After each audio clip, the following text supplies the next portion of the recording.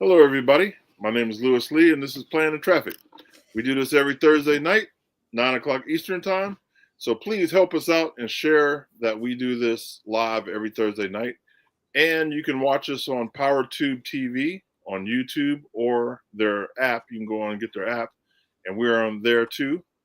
So our podcast is there on YouTube and Facebook Live. What's up, Ray?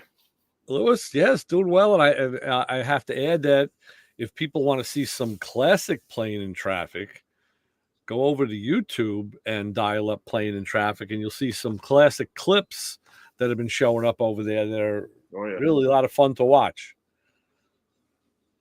Yeah, you know, it was nice seeing people that we haven't talked to in a while. Yeah. And seeing what they say, and it brings back memories of the shows. Sure. So it's pretty cool to see that. Yeah. That's so we got a lot of content, 10 years worth. So you know, now that I'm retired, I can put out a lot more stuff. And so I'm working on the website. So please go check out the website too, playingintraffic.com. And if you want some fancy merch, you can get it there to help support our channel. Excellent. Yeah. Go do it. So What are we talking about tonight? What's our grand topic? We're I wanted to let people know that you know, we're here talking about car stuff and just really promote the show a little bit. Guys, a ton of That's what the title is on YouTube and Facebook. Okay.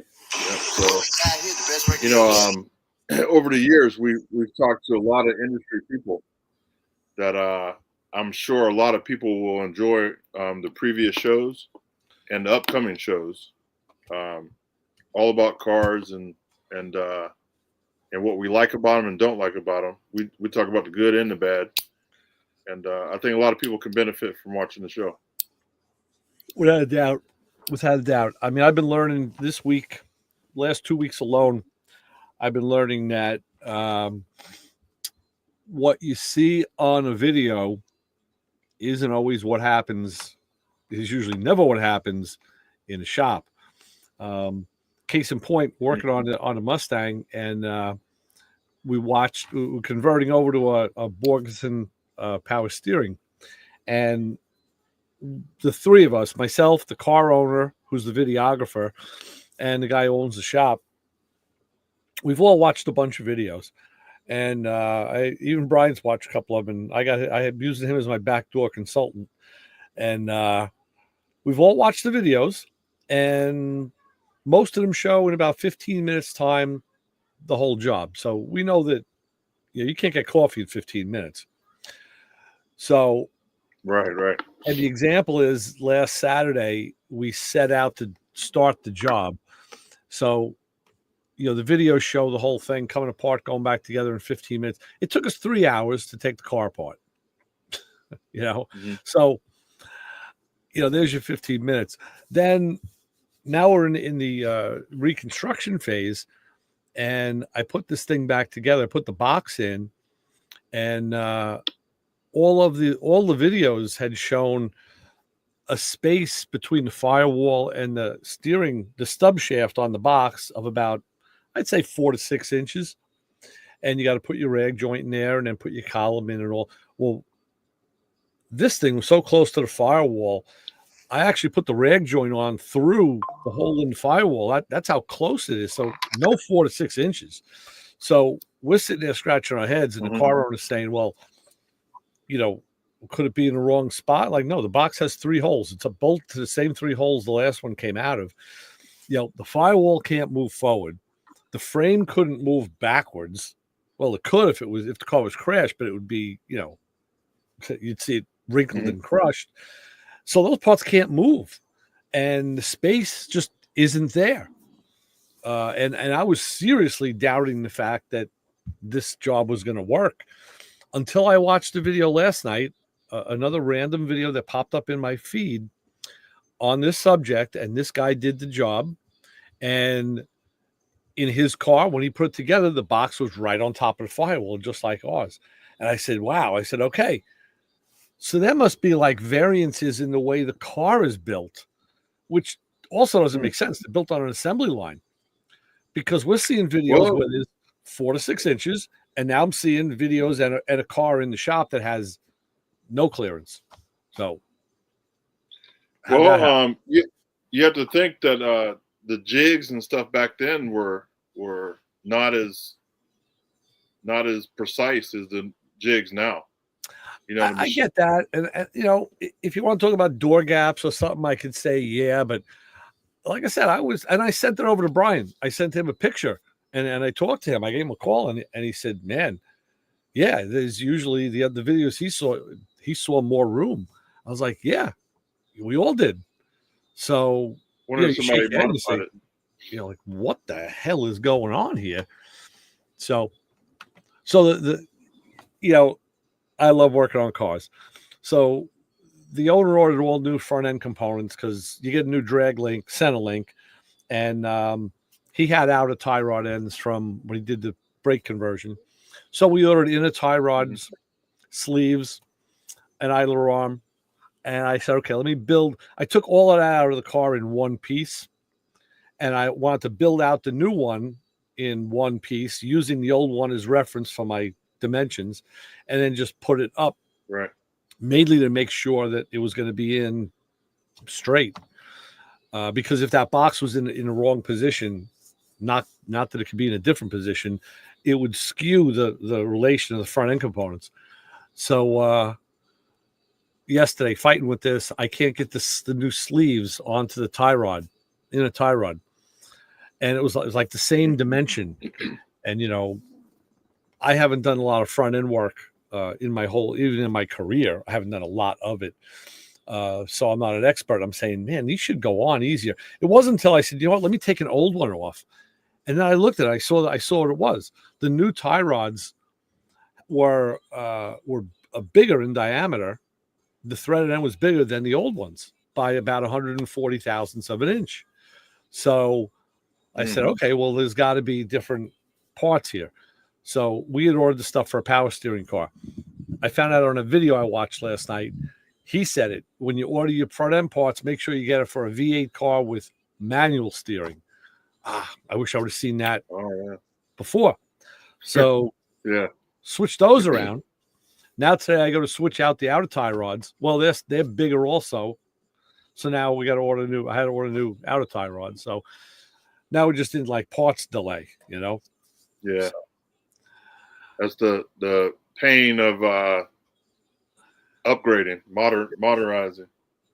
Yeah. Now the bottom line is, if we would have seen that video before any of this, we would have known. We would have had some answers in place already, instead of more questions. So that's the joy of working on cars.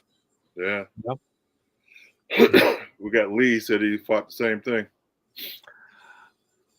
Yeah, I see. You're right. When the worst is, when you want to quote someone on a job, and you tell them, well, I don't know how long it's going to take, and they look at you, well, this is what you do for a living.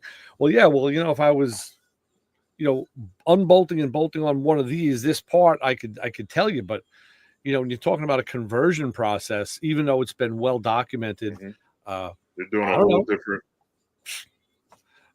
My first thing was, are the bolts going to come out? This car was, it's old. And luckily, I was very surprised. All the bolts came out easy, no drop. So I said, okay, the bolts coming out easy. We're going to have trouble with something else. And sure enough, we did. So, As always.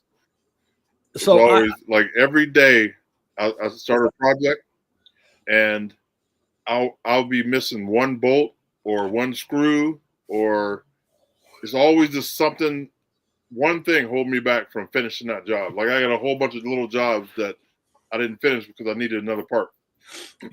I like to learn from pretty much everything I do, and I like to teach also. So the guy whose car it is, the video guy, he did work on his own on the car, and he's not really a mechanic. He's not a mechanic by trade, but he likes to learn. So I told him, I use it as a teaching moment. I said, now see what would happen. I said, if you were in your garage, you don't have a lift, you see how many times this car's been up and down just to access things. I said, and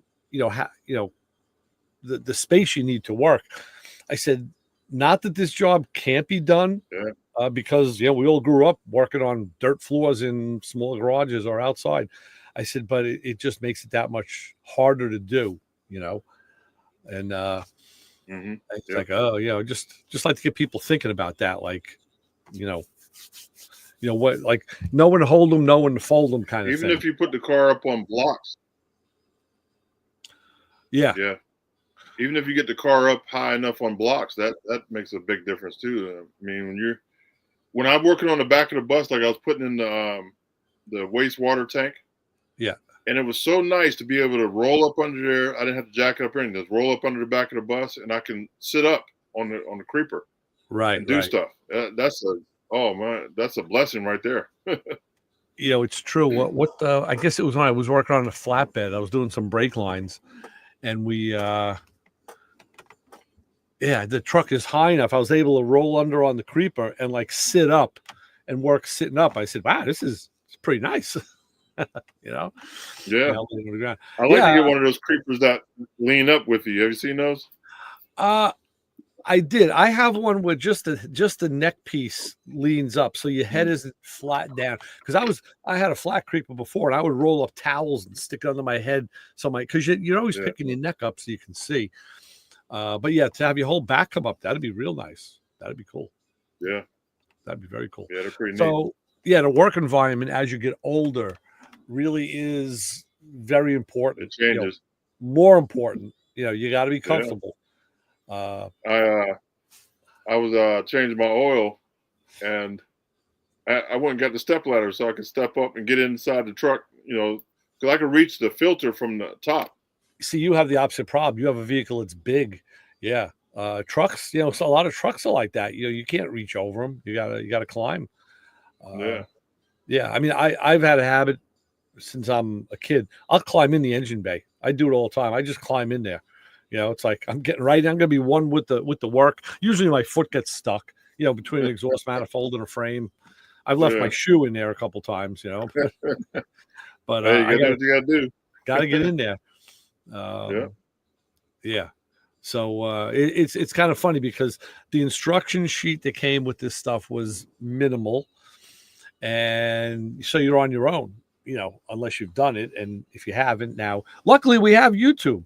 Everybody, that was the whole thing. Everybody used to always diss and say, say crap about YouTube. But I don't know I haven't met anybody, including myself, who hasn't said, yeah, I went and checked YouTube to see what I can find out. Because there's so much good content on there from guys who really know what they're doing. It's the second largest search engine. Yeah, I believe it. But, so the problem is, though, you really have to have a good filter to know. And it's hard. It's hard because you can't say, like, I watched a video the other night, and the guy he was changing a switch on a ultrasonic cleaner, which is another project I had to do. And this guy was kind of sketchy. He was hinky. He was jerking around, and he didn't sound professional. Let's put it that way. He sounded very casual, which almost made me doubt that this guy was going to know what he was doing. Now I don't have to see a college professor up there, but usually a guy who's a little more in touch with what he's doing and a little more set up gets my attention a little faster. But this guy actually did know what he was doing. He just, his delivery was just very, very laxed. So, my filter was wrong in that case. So, here's the thing too. I watch a lot of videos for my leather or almost anything. And I start watching a guy and he really sucks, right? But I always learn something from that guy because he has one thing that I didn't think of that he's doing right. And I'm like, oh man. So I watch all of them, like the good guys and the bad, because I learn from everybody. Yeah, what I mean? Well, that's what I mean. Yeah, the delivery. It's not always, if your filter is a certain standard and this guy doesn't meet it. But like you said, he may show you something that you didn't know anyway. And that's, yeah. So where do you draw the line when you start watching a video? When does your antenna go up and you say, oh, I don't know? And then when do you finally say, that's it, I'm done with this guy? Um, when I see somebody doing something really stupid, like maybe something dangerous, or Well, you know, dangerous is what really attracts most people. They want to see that stuff. yeah, well, because my thought is I'm trying to learn something. So if I Right. see a guy that's real reckless and he's gonna, do something, he's gonna kill himself or get hurt, Yeah. I kind of move on that one because, I need to see something value. Well, good example of that is Uncle Tony DeFeo. He has Uncle Tony's Garage Hmm. on YouTube. Very popular channel, puts a video out every day. And he's from Staten Island. And now he lives down in Tennessee, been there for a long time. And he's a Mopar guy predominantly, but he works on other stuff too. And I remember in his shop, he always carries around a bottle with a little squeeze lid and it's filled with gasoline. And everything he did, every time he was working on the car, he's shooting gas at something. I'm like, dude, that's a little dangerous, Yeah. you know. Uh, but then and he addressed it one time. He says, I got so many comments about the gas. He says, let me tell you something. And he talked about the volatility and the flame front and the flash point and all of this and the relative safety compared to other chemicals and he made his point. He says, I've just been using this stuff for years, and I'm not going to change. If you don't like it, find another channel. Yeah. There you So I go. just kind of got used to it and said, okay, that's Tony. He's got his gas bottle. Right. But man, it's incredible. Like anything you put in YouTube, you can find what you're doing. Like if you have Now, a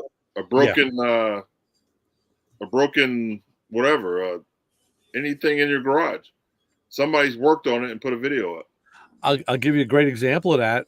Like I said, I have this ultrasonic cleaner. I have two of them now, but the first one I bought is a 30 liter. It's a very big one. And I got it for doing carburetors. And I didn't use it. I didn't use it right away. I got it Christmas one year, a couple of years ago. So it was winter. I didn't use it. Springtime came and I went to use it. And I think it was like the second time I used it, I noticed the power switch in the back was kind of flaky. You had to move it a little bit and it was acting up. Mm-hmm. So I went and checked. It was past the time that you could return it to Amazon. So that was out.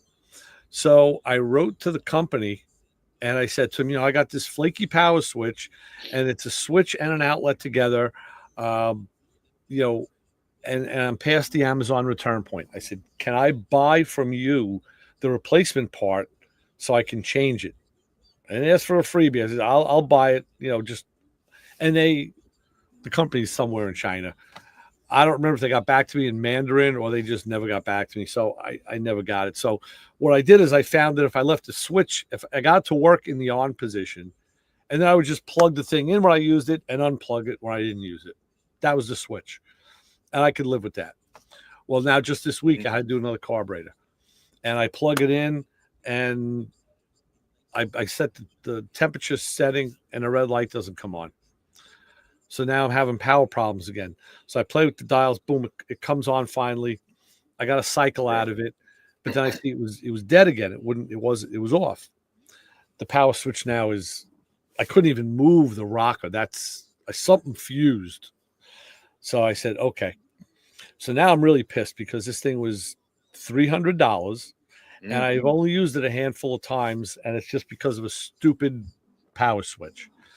So I know if I got back to the company, I'd get nowhere. So I Googled it. I said, put in the brand name and said, ultrasonic switch repair. And Google brings me a bunch of answers, and one of them was a YouTube video. And the guy was like, how I repaired my ultrasonic cleaner switch. I was like, bingo. Wow, where was this last time I looked? And I watched this guy. This was the guy I was just talking about that was sketchy. He owns a bicycle repair shop, and he was kind of all over the place, but he showed how he has two machines, and his did exactly what mine did. And a buddy of his found these switches on Amazon that we used for a 3D printer, whatever. And like for $10, he was able to buy a switch that fixed it.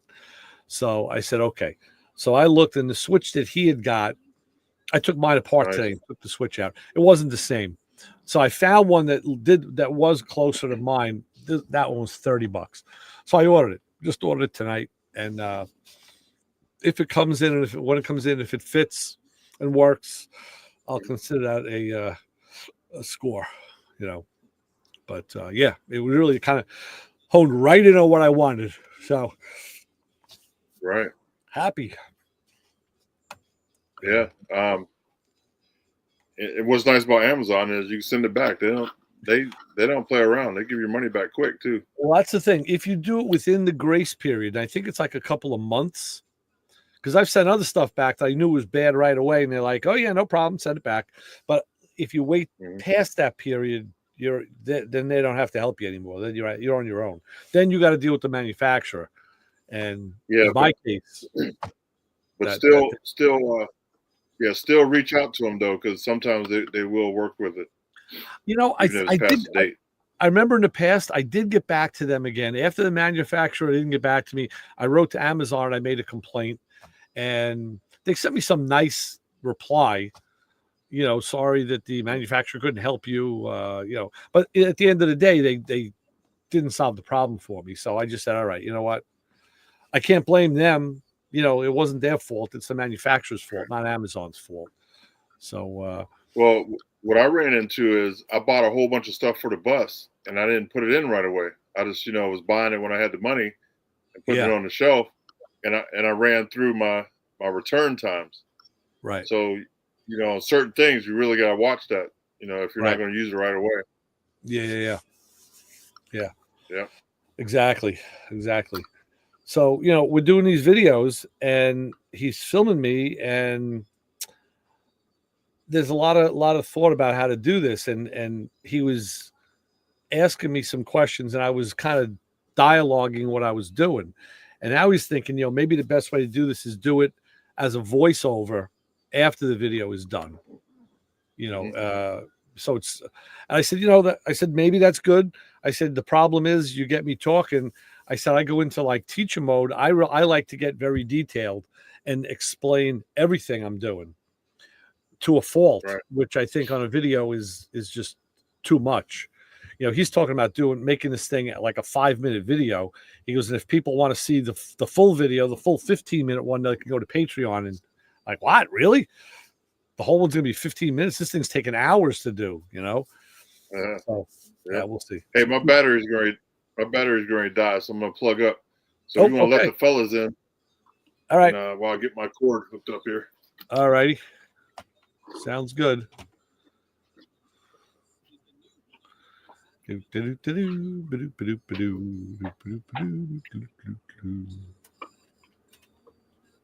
Let's say, hey, Brian. Hey, Ray. What's going on? Oh, same old. What's up, guys? Oh, yeah. Hey. It's a whole beautiful day, isn't it? I tell you. Yeah. Brian, you must be sitting there saying, come on, talk about something else. I heard all this crap before. Yeah, it's funny that you talk about using YouTube. I was at my storage unit one time, and there was a TV that was sitting in the hallway, Right. And it sat there, it was there all day. And the next day I come, the TV's still sitting there. So I was like, well, I guess it's getting evicted. So I get it, throw it in the tool truck, plug it in, and it had a line. It had a black band going across the screen. Yeah. And I was like, oh, that's why it's been sitting out here. And just for the hell of it, I YouTube, black band on TV. Sure enough, came up. It was the Isley Brothers. It was a $27 part. Papa Squirrel thought that was funny. Tower Power? Forget it. I'm just taking black bands. Yeah, you were talking about angle grinders. I always use the Ryobi ones because they have that adjustable handle on them. And I was working on Lewis's brackets for those mini splits, and the angle grinder, I set it down and it just kept running. I was like, what's going on? So I kept messing with the trigger. It wouldn't go off. So I unplugged it. I had this adapter that I was using for a small mini lathe that's got an off and on switch. You just plug your cord into one end, plug the other into the wall. So I used that. And then Friday of last week, when I was cutting out notches for the cross beams, it completely died. So the engine pretty much burned up. Anyway, that evening, ran to Home Depot, picked up a new one so I could keep working. There's always Crazy. something. Yeah, I've never had one do that. But those Ryobis, that's just the best angle grinder for a one-arm person. Put it that way. He's a one-arm person. Yeah, You well, have I mean, the that paddle handle, on-off switch. Does it have it's a just paddle got a or a little trigger. switch? little trigger. Yeah, those are the best ones. Yeah, and that handle, you can push a button and turn it. Like if you're doing a sideways cut, you know how awkward that is when you're holding just a normal grinder to cut it. Well, this, you can push the button and turn the handle to where it's comfortable and not awkward and make a way better cut. At least that's the way I see it for me. I know before I lost my arm using an angle grinder, I never had that problem, but now I do. So. You said the Ryobi? Yeah, it's the Ryobi. It's like $69. Yeah, I'm gonna get 3 more to have on hand. I want one that holds my flap disc, one that'll hold my cutting disc, one that'll hold my metal finishing disc, and one that'll hold a wire wheel, so I don't have to keep switching them. Yeah. I got a couple myself just for that reason. Yeah. You guys make too much money. So, Brian, while I was joking, I missed the punchline to what the fix was for the black line. Oh, it was a $27 part. Really? And so, like I said,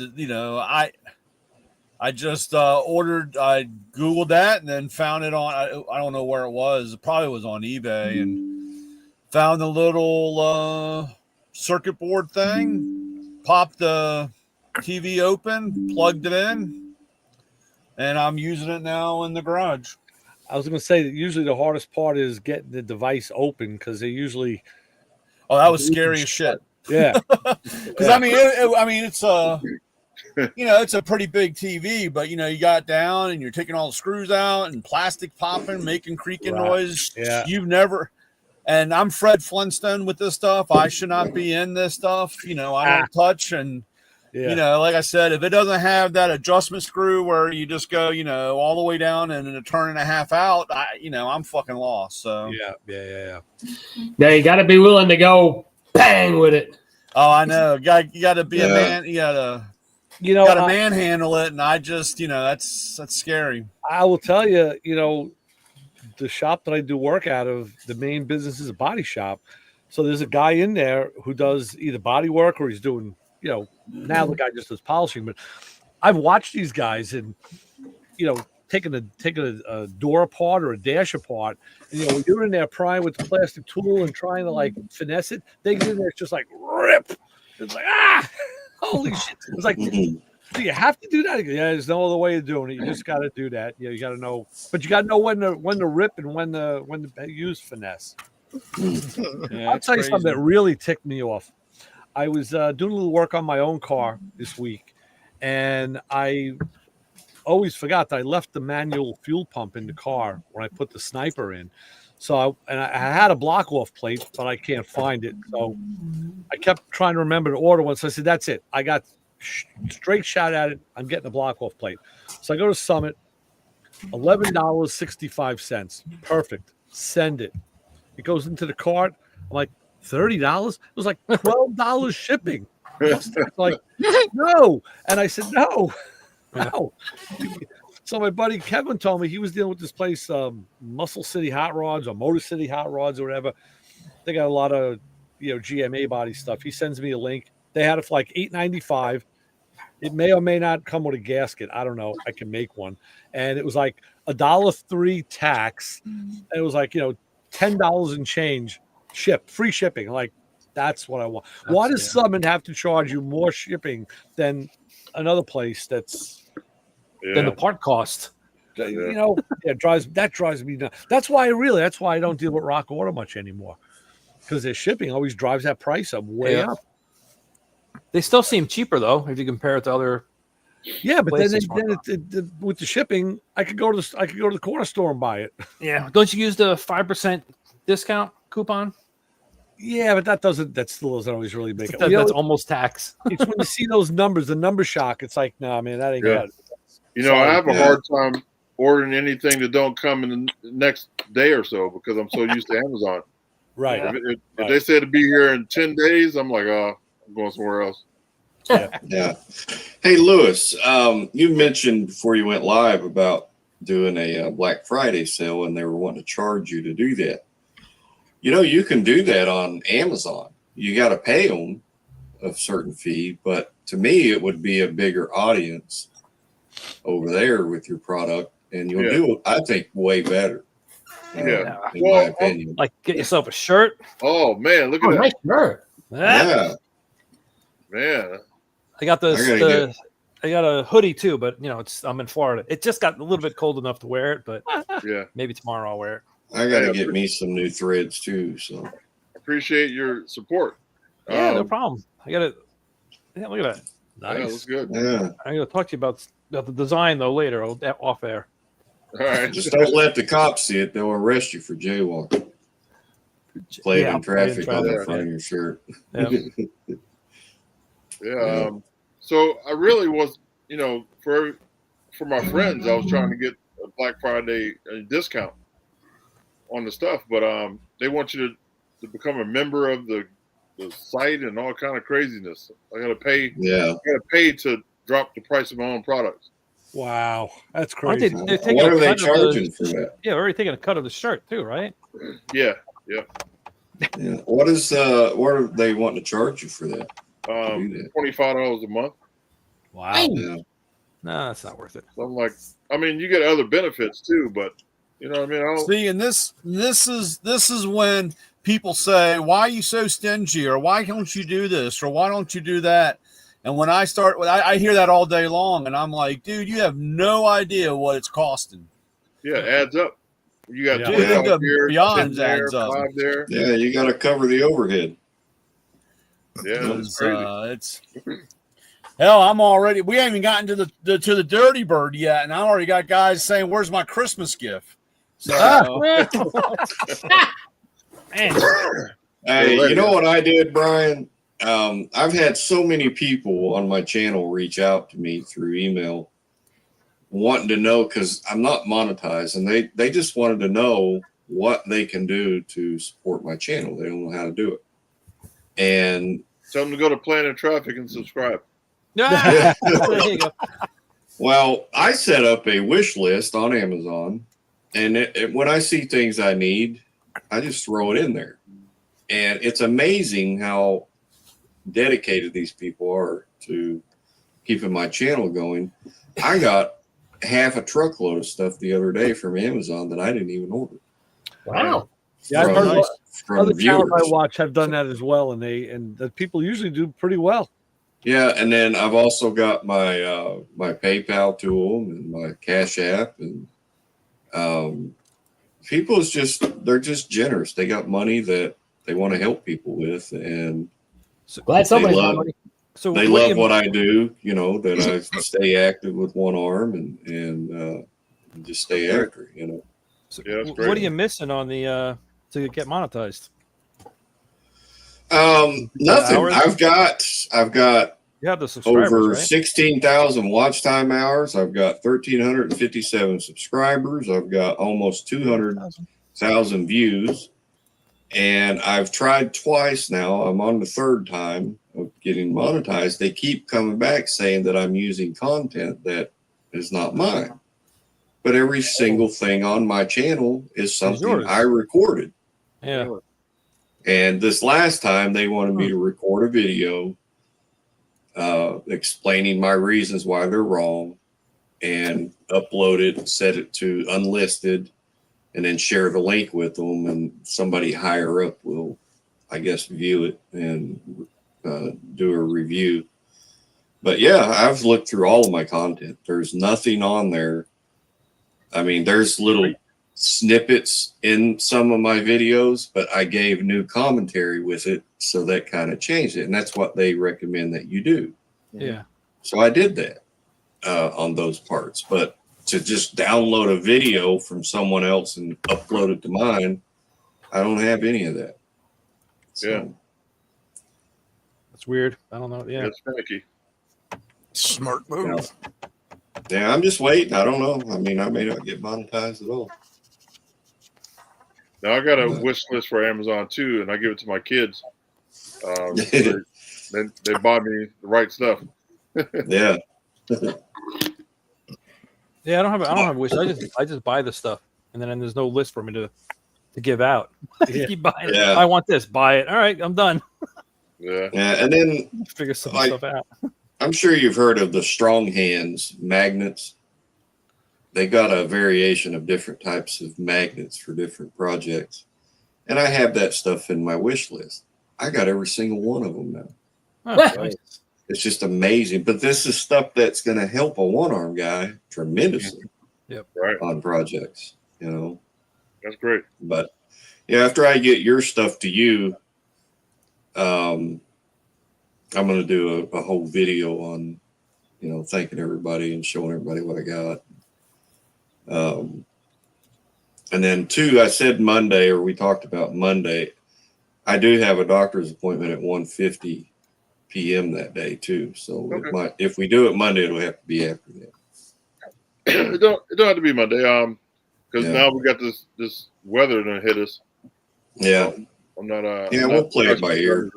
Yeah, play it by ear. Yep. Yeah. But yeah, your support things, brackets are beautiful. Nice. After today's appointments, I came home and ate dinner and cleaned them up a little bit, got started. I'll finish them up tomorrow and get them in paint. They'll be ready to rock when we get the days lined up to bring them to you. So if anybody didn't hear, Joey's making brackets to hold my mini split outside unit. Two of them. I got one for the front, one for the back. So that's what we're doing, making brackets to hold that. Nice. Yeah. Yeah. Everything's double welded and they just look good. I ain't bragging. I'm just saying. Hey. For a one arm guy. So that's gonna be for Right. the condenser, or no, the evaporator, right? The outside It'd unit. be like the pump, I guess, wouldn't it be called? I don't know what it's called. It's the It's two pieces. So it's the part that Yeah. was outside. yeah. It'd be like if you went with a big one, they call those compressors. So Right. Right. Yeah. Yeah. Some of the guys in the business just call it the suitcase. yeah. That's what it looks like. Yeah, that's what it looks like. No. I Yeah, guess so that's I got why those in a couple weeks ago. So they have heat and air. So I got the 9,000 BTU. BTU. BTU in the front and 12,000 in the back. Yeah, I'll tell you, Lewis, Wow. I've been using them in my house. I put 6 of them in years ago, and I tell you, talk about augmenting the heat in the winter, unbelievably fantastic. Nice. And the AC is cold as hell, and they're quiet as can be. It's Yeah. very good choice. Very good choice. I was looking into those when I first renovated my shop. Was going to get one, and then I decided against it and just went with a window AC unit and then one of those oil heaters that you plug in, set it on the floor, and it works. So keeps everything warm and cozy. I also I bought the units that I could hook my solar panels directly to it. Oh, nice. So it'll run off, regular grid or off solar directly. Yeah. Yeah. I was talking to my cousin last night about those, and he asked me a question. Are they 110 or 220? I was just gonna ask that. Yeah. Are they 220 or 110? Both. 110. Okay. Do you have a 48-volt solar system, or what did you go Yes, with? I do. Okay. Yeah, I went 48. Yeah, that's the best. Yeah, I tried to go because the 48, it's a little cheaper than the 12 volt because your wires are much smaller. You don't need the heavy gauge wire. Yeah. Well, and you can do more with 48 volt. Yeah. As far as expanding and things. So I'm gonna pull up. Let's see. So where are you going to put the inside units? I'm guessing one in the back. Where's the other one? Yeah, go? one over the back door, and then the other one's going over. I'll show you in a second. Hold on, pull up. Like over your driver's seat, maybe, or something. Yeah. Yep. Talk about being cold, man. That's you don't want it right on top of you. You can be freezing. Yeah. That'd be good. Yeah. Yeah. So here's the unit. The 12. Wow, 28.5C. That's great. Yeah, and I like too where you can put the app on your phone and control everything. Yeah. And it's I don't have to have somebody come charge it either. It's pre-charged. Recharge, yep. So it has that thing in the line where you can charge it yourself. Yep. Cool. The only thing is, it comes with a certain amount of hose that is you can't cut the hose. Well, you could cut the hose, but it has That's stuff the in it. problem. So here's so that's where the mini split's going over the driver's window. That's the window right here. Oh, are you Front in window? the bus? Oh, okay. Yeah. Oh. And I don't know. So you so built like when I a box lifted the for it? roof, I have that much space. Yeah. Yeah. Yeah, that did go up quite a bit. I remember that transition. Yeah. So I think that was. So you build a box. You're going to put it inside that box there. Yeah. Yep. And then I'll have a cabinet door over the front of it, so it'll cover it up when we're not using it. Hmm. And Or when you hit the brakes, will close. Yeah. I took my RV out the last weekend to go fuel it up, and I was driving around. I get out, refrigerator. Oh no, not the refrigerator door. All these other cabinet doors and everything's open. I'm like, what the heck's going on here? I'm like, I need to do some work on this thing. Yeah, it don't take much, man, to get stuff moving. Make one turn. You get and the whole those door opens strong. up. You can get those really strong magnets with the metal plate. Oh, Put on those. It's supposed to like click closed and have like a little, but it's Yeah. 50-something years old, so things don't work like they used to. So Yeah, the only I understand. The only reason I haven't done the front part yet because I'm waiting on all my electronic stuff to come. Because I'm going to build the dashboard like a car. So I have cup holders and phone holders, and I just got my phone holder things in today. Check it out. Yeah, when you're done telling us that, I got to tell you something, Lewis. So when you're done showing us that, So these are those magnet. These are those magnets that you just set your phone on. Yep. Yeah. So I bought 2 for the dashboard. So when I build the dash, there you go. Right there. Yep. So when I build the dash, you'll be able to just set the phone in the dash, and it'll charge and hold it. Yep. Nice. And I got 2 more for the bed too. So when we're in bed, we just throw the phone up on the back. Nice. Yeah, my nephew uses those at his house. Yeah, I'm trying to make everything easy. No looking for plugs, no looking for blocks. Yep. You know what I mean? Yeah. And all my outlets have the what do you call it? The USB and that new cord thing in it too. USB-C? Yeah. So we don't need those blocks. We just plug up in any right in there. Yep.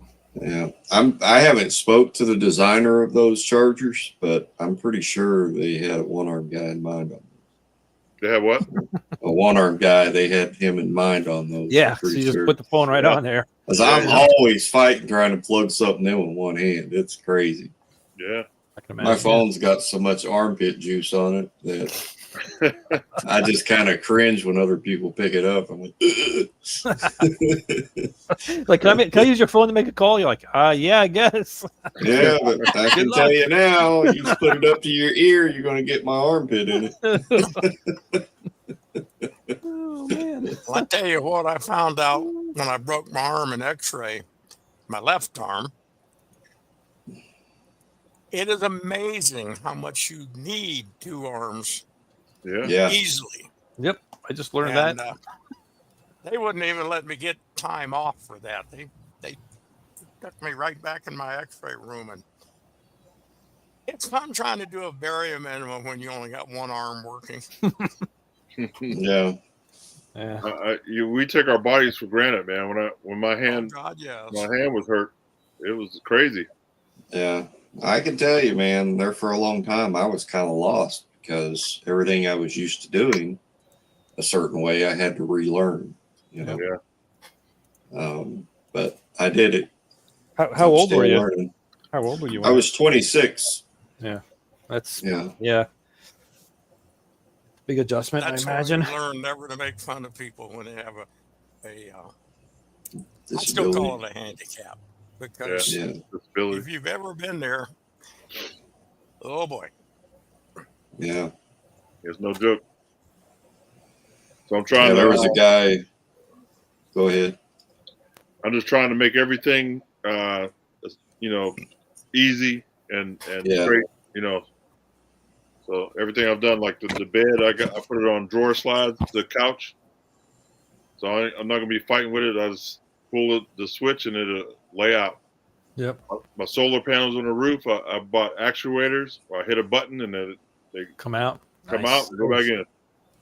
Yeah. Until they jam. Well, that's what Always make sure you got an idea of how to fix it. yeah. Well, I got You built it. yeah, I got a release thing on it that I pull a string and release it from the actuator, just like your garage door. Garage door, Yeah. So when I pull Nice. that, then slide them out. Yeah. Yeah. A guy asked me the other day, or he said in a comment the other day, he says, man, I never even knew you had one arm. And I replied back, I said, it was my voice, wasn't it? Gave it away.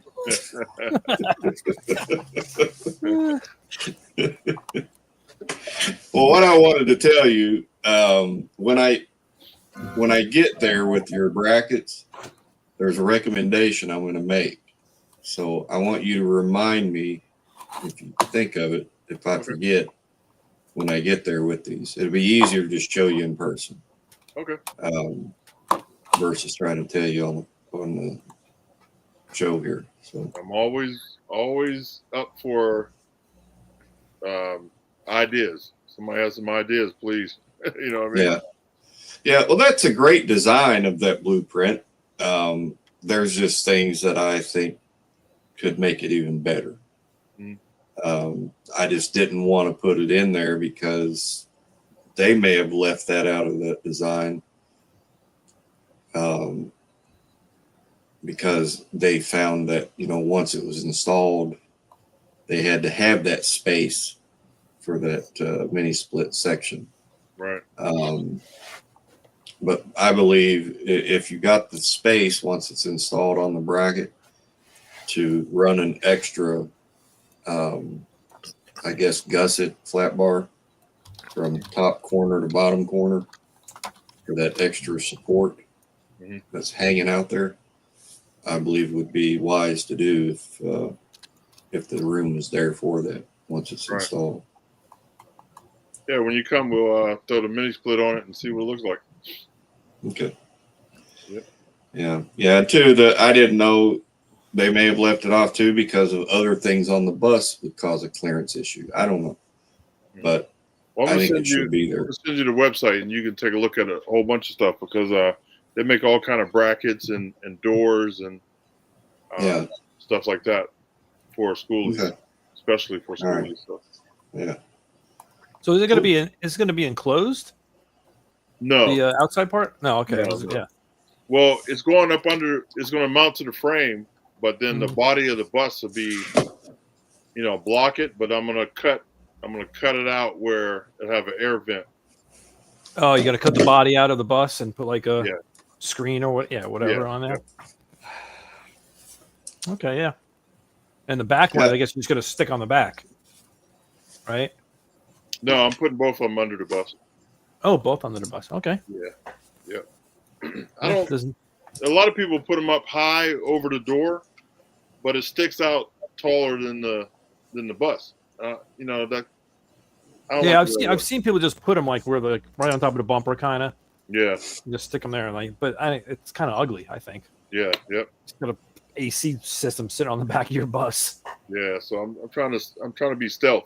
Yeah, hide it all. Yeah, make it all slick. Yeah. I guess Yeah. the only thing I think about is underneath is picking up any kind of road debris.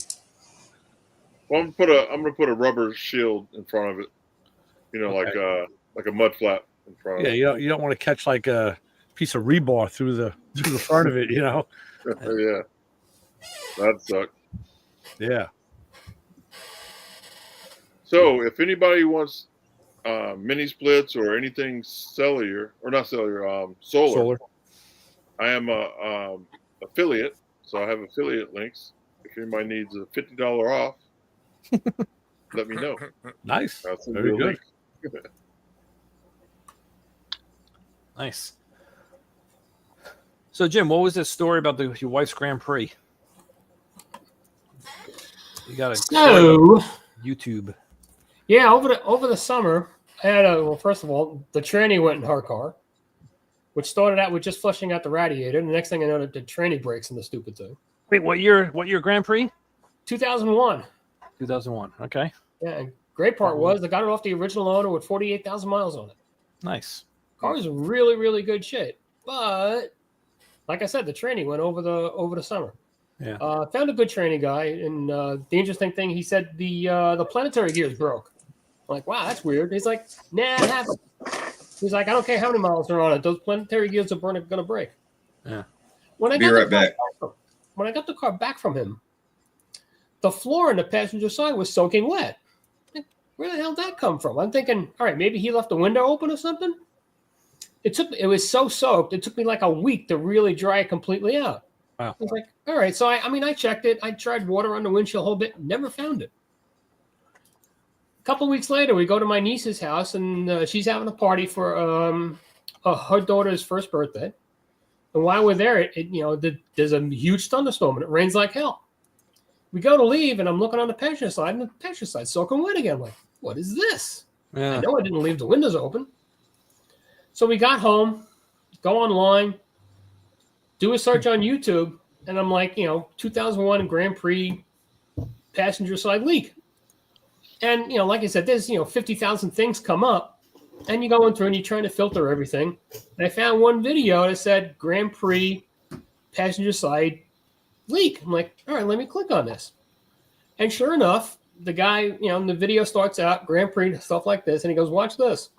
You open up the hood, and there's a plastic piece on the cowl right by the windshield. And he shows, here are the 3 screws you need to take out. You take that off, and you look underneath, and there is a piece of weather strip that goes along where the hood matches it.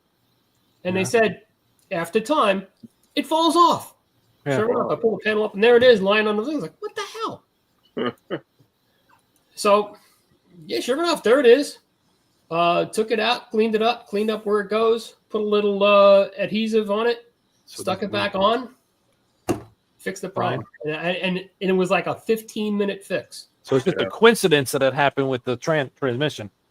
The guy probably, when he opened the hood or whatever, he bumped it. Yeah, or no, something. it's just that everything happened all at once, and like it was a singe. Hey, since you fixed my transmission, all of a sudden there's a leak. I'm like, what is this? I was waiting for some kind of transmission thing. He took something. Well, like I said, it started out with just having a buddy of mine flush out the radiator. I noticed, like, wait a minute, there's a sound coming from the front end. We looked at it. We saw one axle was like, okay, sketchy. He's like, it's $90 for a new axle. Put a new axle in. Screw it. Yeah. We go to bring the car home, and the tranny lets go. I'm like, what in the hell? Yeah. That's all right. And just, I'm on vacation this week. My vacation started on Monday, and what happens? The battery goes dead in her car. Oh. Yep. And the only good thing about it was like, hey, wait a minute. AutoZone will check it for you, and they'll change it for you as long as you buy the battery from them. I was like, well, screw it. Here you go. Yeah. Yeah. Yeah. My wife's Stinger, it's a 2020. It's got 14,000 miles on it. She's like, I'm gonna drive the car today. It hits the button, nothing's happening. I'm like, oh, great. I look, I go, battery shot. So I barely, and she goes, I barely drive it. I'm like, yeah, the battery's like 5 years old. I mean, it's just been sitting. Yeah. Yeah. It sits a lot. So you're talking like this, Lewis? I should put a. Yeah, exactly. Yep. Yep. Yeah, that's how the AC's on my truck too. Yeah. Yeah. I know. It's like Great. But you gotta be Yeah. careful if you look on there. Let me blow it up. See that one funny cutout area? Yeah. Yeah, that was a road sign that was laying in the road. I clipped it and Did it? ripped the screen. I missed the condenser just by a hair of a chinny chin chin. Oh my goodness. Man. So luckily I went back, found the piece that it cut out, and I took it, grind it down, and then I soldered it back into the hole. That's why it's got the black ring around it. Hey, you gotta do what you It gotta do. It works. Yeah. Yep. But I did get a new screen. Okay. Where'd you get that? Home Depot? Home Depot. Yeah. That's what it looks like. Yeah. All right. Yeah, that's what I'm gonna do. Yeah, another thing about the YouTube videos, I found another video to change the passenger side mirror on her car. And the video went into, okay, here's where this bolt is. Here's where this bolt is. Take these 3 screws out. Take these 2 screws out from under here. Pull it all off. These 3 screws, hold the mirror on. Pull it off. Put it back together. What would have taken me 2 or 3 hours to try and figure out how to do that took me 45 minutes because there it was on YouTube. Yeah. Yep. Mhm. So I did I that with love the heater car. I found one trick. You didn't have to pull the dash. This guy like, well, you can just pull this and this. Like, sweet. Save me a couple Yeah. hours. Yeah, YouTube's a beautiful thing. Yep. yeah, I don't even watch TV. I watch YouTube on my TV, but You know, Lewis, I've been doing that for a while, and finally this week, the political debates got me. The ads were so long and so frequent, and I told my wife, I said, "Screw it." I said, "I'm buying that package. I'm buying out of commercials." You know, Yeah. So they give you like you can do it for a day or for a week or for a month. I said, "A year." I said, "I'm paid for the year." I said, "That's it." And, Yeah. You know what? and immediately the premium. next time I'm watching, now you don't even realize it that you're not seeing the ads because you didn't want to see them in the first place. And it's like, this is really cool. well, Oh, you're talking about on YouTube? yeah, YouTube Premium. Yeah. I have it too. I can't stand the ads. But the other thing that bugs me is, and someone else will probably say this too, and then the person that's doing the video puts an ad in there, and I understand why. You know, they're trying to get more money. But then they don't go put off it on in like YouTube. a 5 minute. YouTube puts it in, well, unless they do their Yeah, own. they do it. And they're inside. You know, they're promoting something, AG1 or something. You know, See that one? You know, some of the places I watch Bugs me. do that. like fast But, forward. you know, I fast forward past it. I'll Yep. fast forward past that. That's not long. Yeah. Yeah, it's when YouTube puts them in, and you know they don't. I guess they just use some metric Yeah, it's because just it ties chopped in the middle of a sentence, and they just like boom, there's an ad. So I said, Yeah. So when No, I you go, don't. Go when I ahead. go Lewis. to my son's house and I'm watching YouTube and the commercial comes on, I was like, oh my God, I'm living like a peasant. Yeah, I'm like, hey, quit being cheap and get the premium. So Yeah. should I tell you? So if you can just create another account and I'll make another account on YouTube Premium and just go when you go to your son's house, just log in with that other one, and just leave it Yep. on his, so he'll get it. Yep. That's Yeah, what I did here.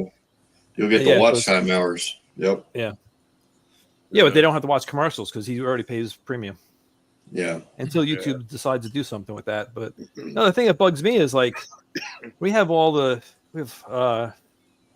Prime, Amazon Prime, and you know when they started, you get to watch it, no commercials. All of a sudden, now there's commercials. I'm like, what the Yeah. hell is this? And I'm paying for no everything you go to commercials. watch, you still got to pay for. Yes. yeah. Like I go to watch Yeah. videos and I have the Prime, and then Yeah. that's not under Prime. That kind of Yeah. If you get like a new movie or something like that, Yeah. some of them you have to buy. Yeah, I know. I'm just like I'm like, well, we have Prime for other reasons too. So I Well, do save a lot of money that's on shipping, so yeah. that's a good thing. It's like when the Blu-ray movies came out. They said you can go straight to the movie without all the trailers, without all this. And then once Blu-ray became more Was the winner? mainstream, it was the win. Yeah. Then it was, now it's full of trailers and stuff. Yep. What are you gonna do? Yeah, exactly.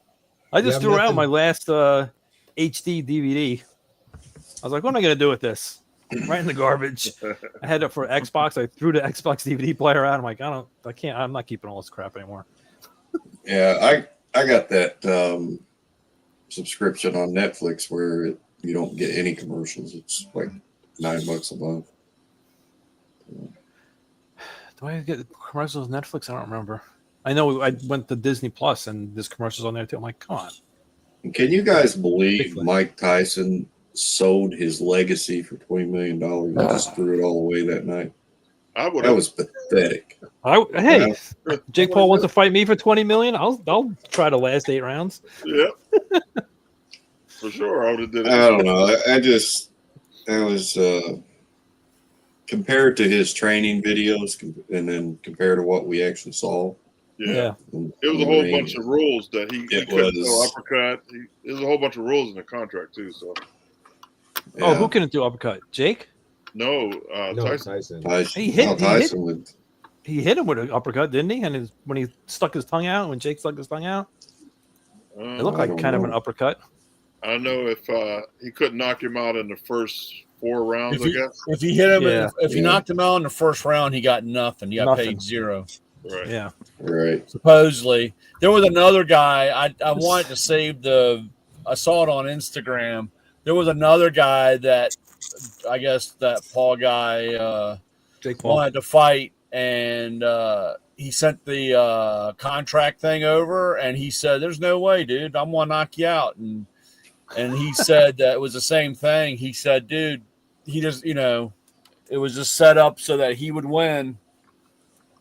And of course the whole thing was the longer they went, the more money they made. So yeah, I saw that's the reason why, and well, there was a lot of when they were the first couple of rounds, like 3 rounds, they're boxing and they were holding on to each other a lot, a couple times, and you could see maybe Jake said something to him, maybe not, who knows.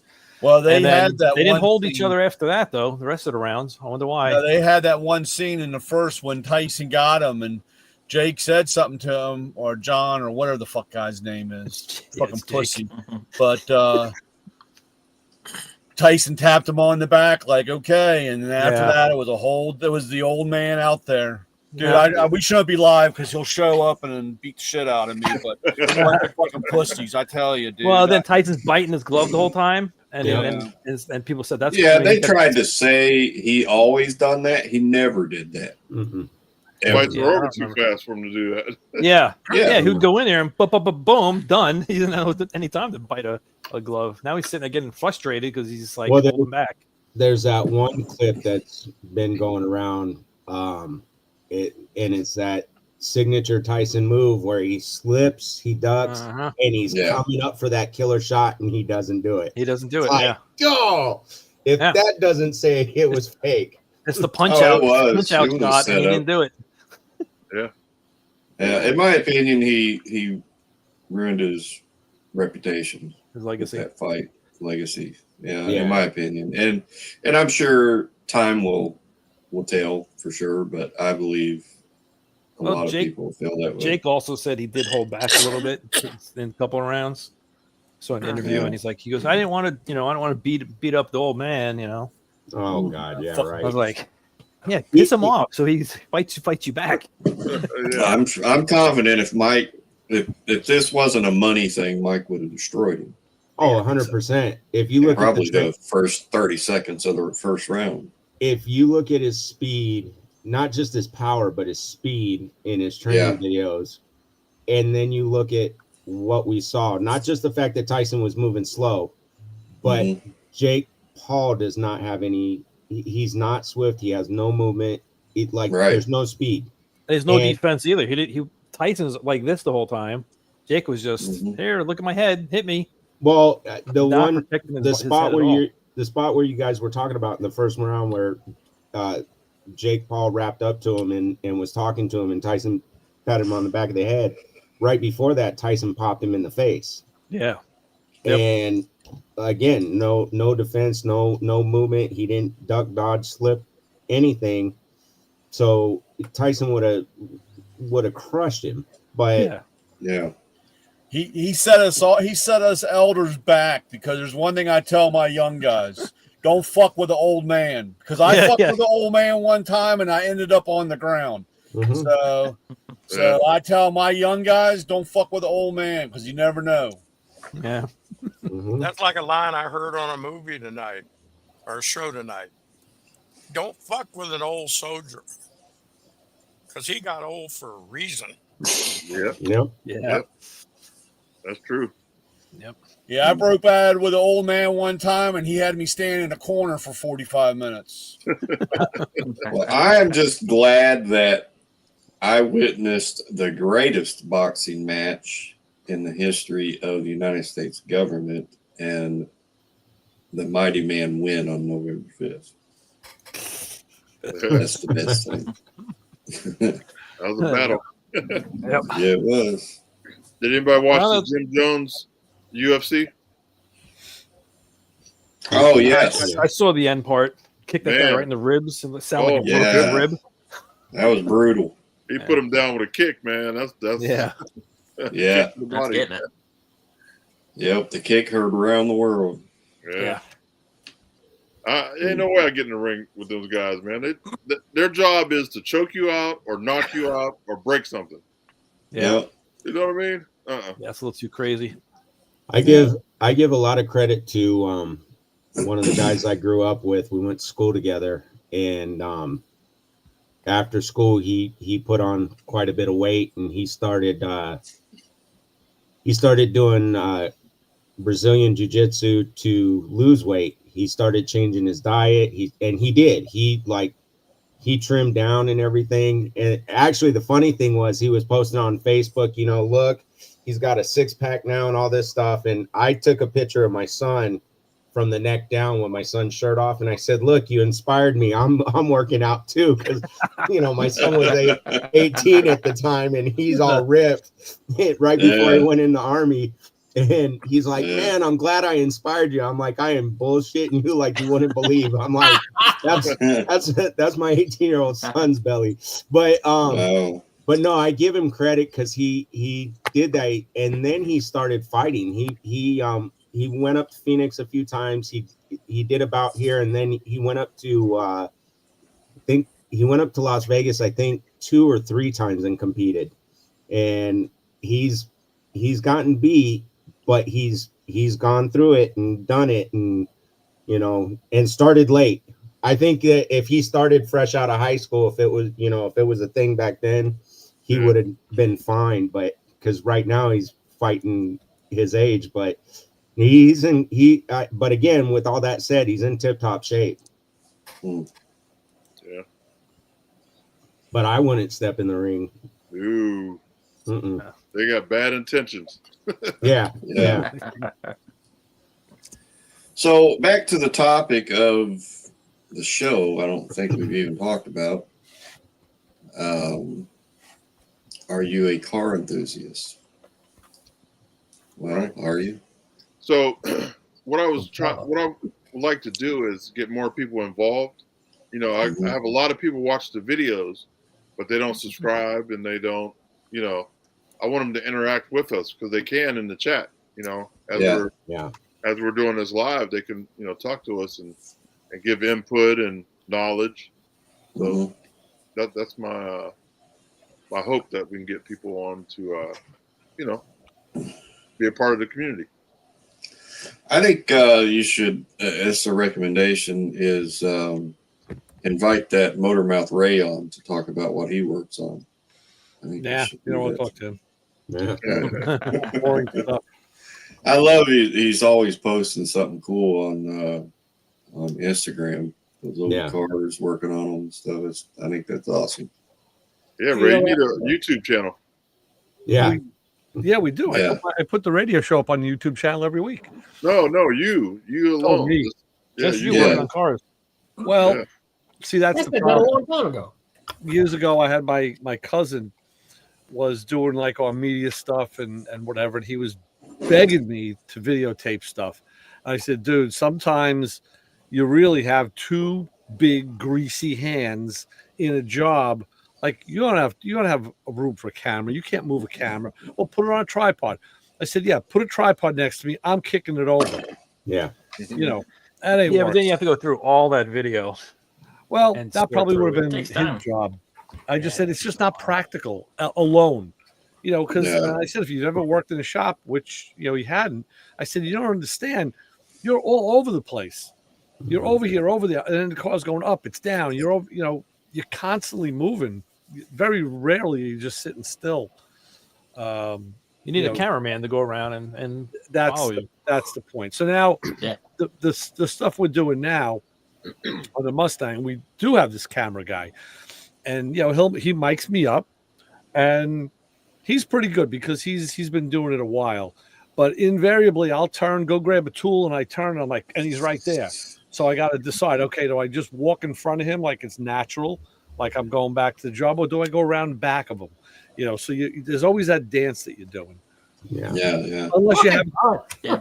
unless the only way it could be different is if you have it scripted. And we just talked about this. Some of the videos we watched, obviously, stuff was pre-fit and scripted and ready to go. We're working just, he's filming me raw, just doing it as it happens. Yeah. He prefers that style, which I think I do. I don't know. We'll see how the videos come out. I don't know. Yeah, well, when they do when I watched Car Fix and stuff, and those guys were doing it, it was kind of scripted. They knew what they're going to say, but I saw them do many takes on the same thing. Right. Oh wait, can you say it this way? A little more. Leave out that one thing and say. I'm like, geez, freaking just let them blab and say it. That's when you have a producer and or a director. That's what. Yeah, they have all the when whole that happens. Right. Yeah.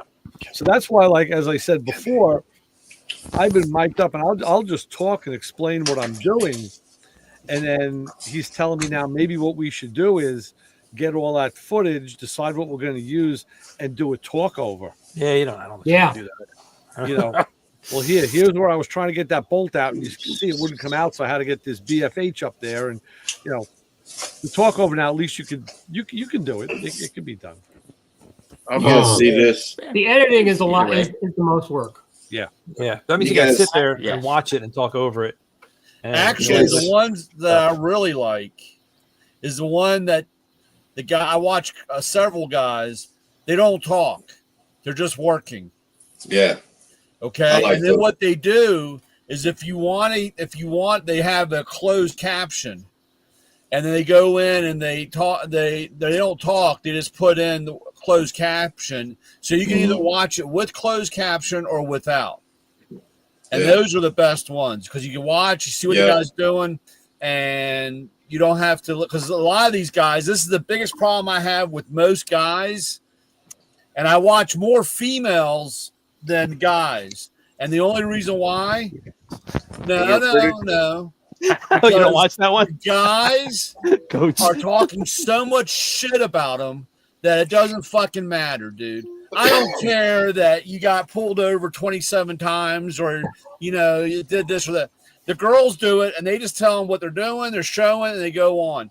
Guys have to brag about every fucking thing they've done, and that's the reason why I can't stand watching the guy. Now, there's this one guy down in New Zealand. Yeah. It'd be up there. Yeah. Up there, whatever. And I mean, this guy, he doesn't talk, but he has a closed caption. And it's great watching him because he's not bragging about anything. Well, Brian, I think you would have had something different to say if you were watching me 2 days ago, because I was bragging on, like, see this. I said, yeah, I'm using this special Matco ratchet, man. I said, you can't get one of these. I'm just saying in general, you watch these guys, and all they can do, they don't even, half the guys don't even show what they're doing. They're just bragging about what they did. Right. I love when Arco does those where he's not talking. That's why I don't have to hear his annoying voice. So the only thing that I'm really upset about, we're still alive, so never mind. I haven't talked to him or heard from him in ages. I don't even know if he's still alive. Well, and I think that's the thing, Brian. It's like with watching shows, we all don't have the same likes and dislikes. And like I was saying earlier, when he had me dialogue and what I was doing, I said to him, the problem is I go into teacher mode and I get too detailed. I really want to tell you all the details about what's going on because somebody may want to see, okay, how do you put that in? But I want to tell you about how to put those bolts in to draw the box in so you don't cock it and use and never sees, and maybe let's talk about a torque setting or whatever, like the minutia of the procedure. He says, yeah, that starts getting too long. I was like, yeah. I mean, some of the guys I watch, when they want to be funny, they want to tell a joke. Look, dude, I'm not. I want to see the product, or I want to see you do it, and they end up spending so much time. There's a handful of females, unfortunately, and of course, I guess they, like I said, they show the work, they do the work, and they talk about the work. It's not trying to be funny or have a competition. I have a question for you, YouTube guys. The guys who actually watch YouTube, do you have a limit as to how long a video can be where you get to that point and you're like, okay, that's it, I'm done? That's a good question, Jim. For me, it depends. It depends on what I'm watching and how far, like, if it keeps showing a lot of what I'm trying to learn, and it's keeping my interest for many different reasons, I'll watch it all the way through. I can watch an hour, 2 hours, 3 hours. If it's if there's not, if I get my question answered and then it's just kind of filler, I get bored, or I already got what I'm looking for. So it depends for me. I'll jump ahead and you'll understand why in a minute. Because there's certain channels I watch for certain topics, and they're always talking about the same thing and the same topic. So they've kind of got their stuff formulated into like 10 or 15 minute segments, which is great. And that they're going to do the same kind of thing, so you know what to expect.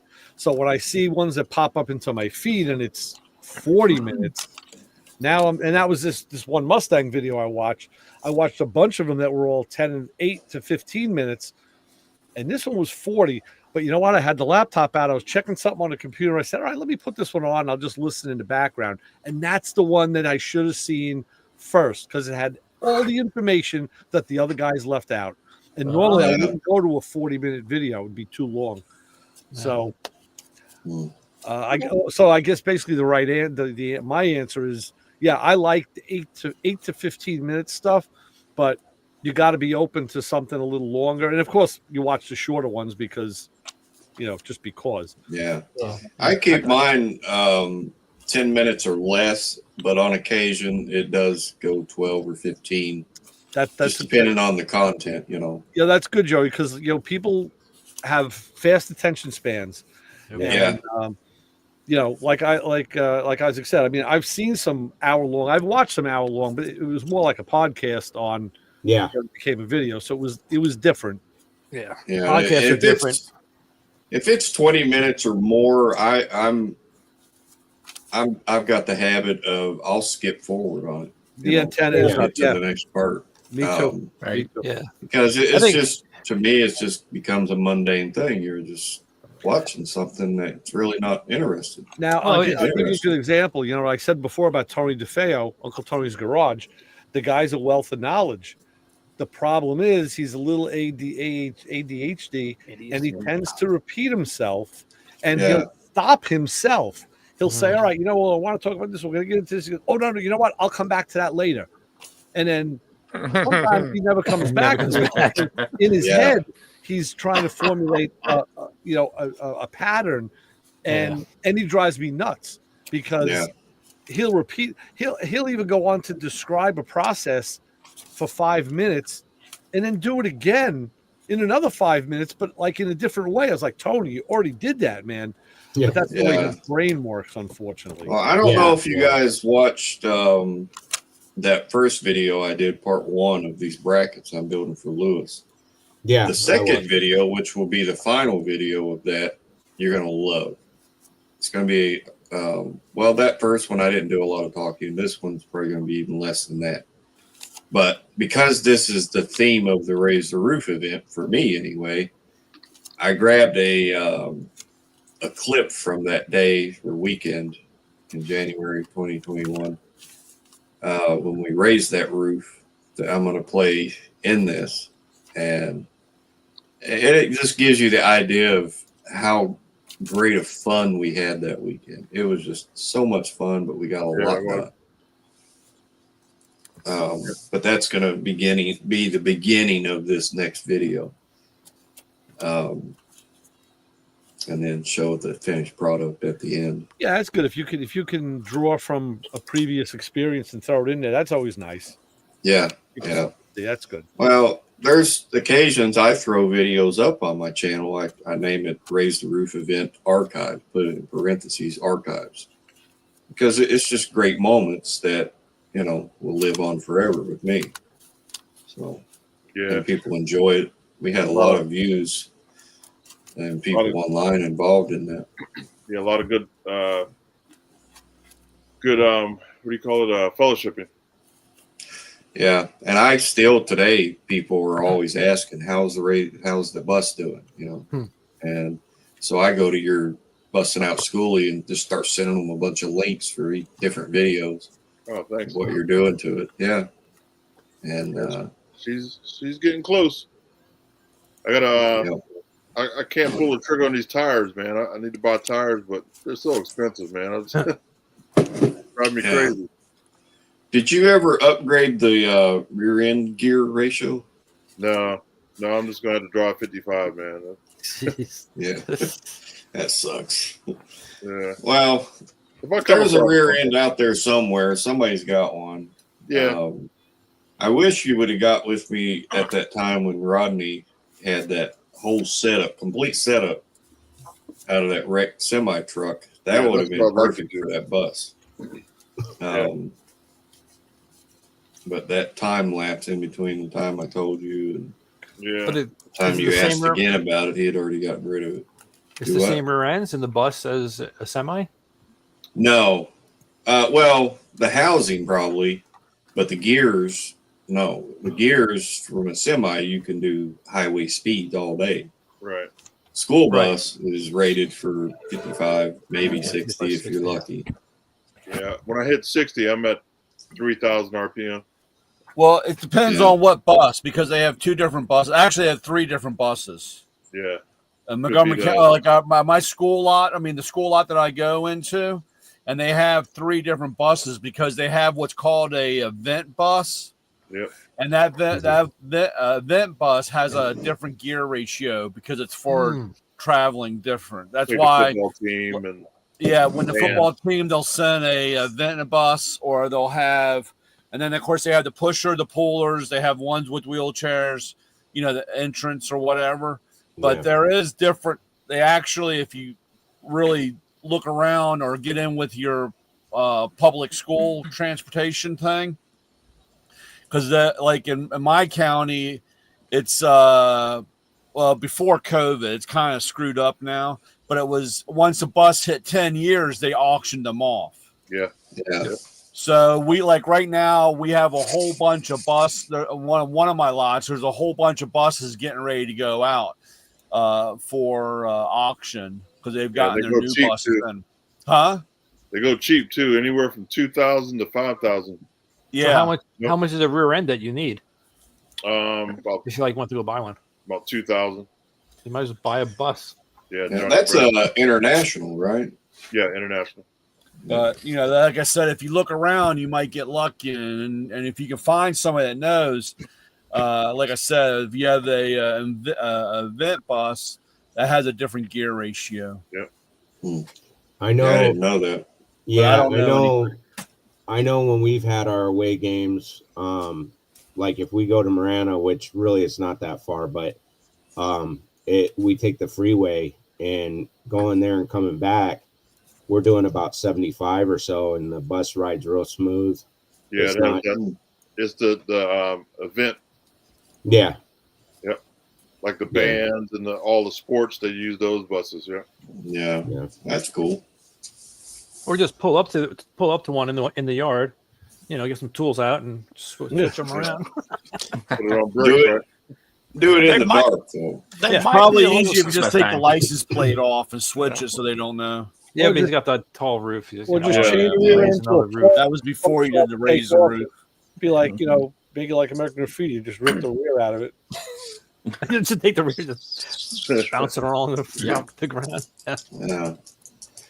But once I get this project done and then the one for the propane tanks. I have got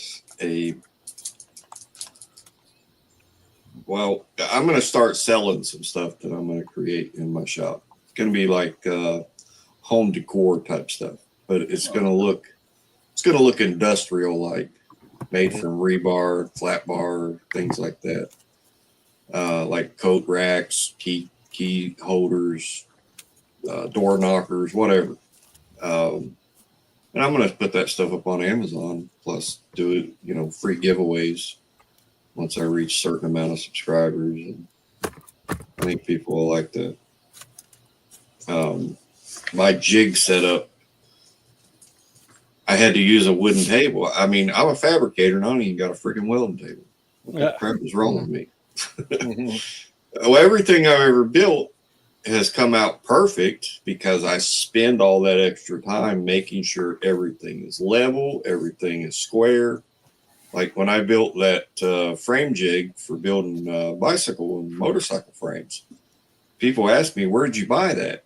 Like, I did. I built that right here, and they just can't believe it because I don't have, my floor is not even level. But if you take the time shimming and doing that stuff, you're going to get a perfect product. Right. But I got to build that. That's going to be next. Once we finish up on your stuff, now that I know Hemley's has a really nice deal on metal, I'm just going to go there and get all my tubing. And I've already got the plate. It's 3/16 thick. I just need to build the frame for it. Set me up a fixture table for doing projects. I'm going to send you a picture of those propane brackets. Oh, Right. you sent it through text? Yeah. Good. Yeah, the other day, I'm in the shop working on your brackets, running the grinder, and so I shut the grinder off and set it down to go do something else, and I hear my dog out in the driveway going absolutely berserk. I thought, what in the world? And this is in the daylight. So I go outside to see what's going on. He's at the front of my truck, and I walk around there, and there's this big old huge raccoon out there trying to get my dog. And You're trying to then kiss when I think he was going to kill him. And then when he saw me, he started coming towards me like I've never seen a raccoon be aggressive like that. Rabbit. And Yeah, he had to be. Well, he's dead now, but he's rabidly dead. But I got my dog in the shop and closed the door, and I'm looking out the window to see where this thing's at, and he's at my door trying to get in. Definitely rabid. So there's something wrong with him. I grabbed a metal pipe and opened the door and hit him in the head with it to see if he'd walk away, and he kept trying to come at me. And so the second time when I hit him, it split his skull open. Ooh. He died. Well, I saved a bullet. Let's put it that way. Yeah. But yeah, we took him for a ride after that. Got rid of him. He's crow food now. Well, he'll make a good recyclable feast for something. Yeah. Well, I'm sure the birds of the air are enjoying it. Right. So it's 10:30. I'm gonna shut off the live, and so I don't have to edit so much when I send stuff over to PowerTube TV. Well, good. So you can take us out because I was thinking like, okay, how are we going to take us out? Luce is gone. Now you can do it. All right, everybody. I appreciate everybody watching Playing in Traffic tonight. And we do this every Thursday night, 9:00 Eastern. So please join us and be a part of our wonderful family. As you can see, we all hang out every week.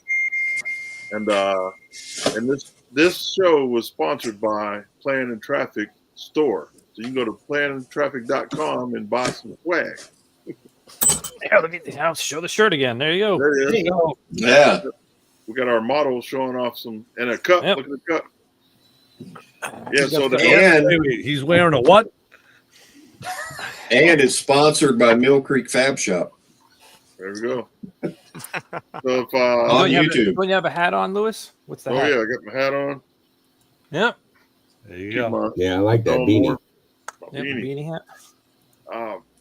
So if anybody wants to help support our channel and help us keep going along doing this show, please check us out on planettraffic.com. He's All right, a we'll see black everybody man next- with the. He's a black man with the Black Friday deals. Yeah. Oh, God.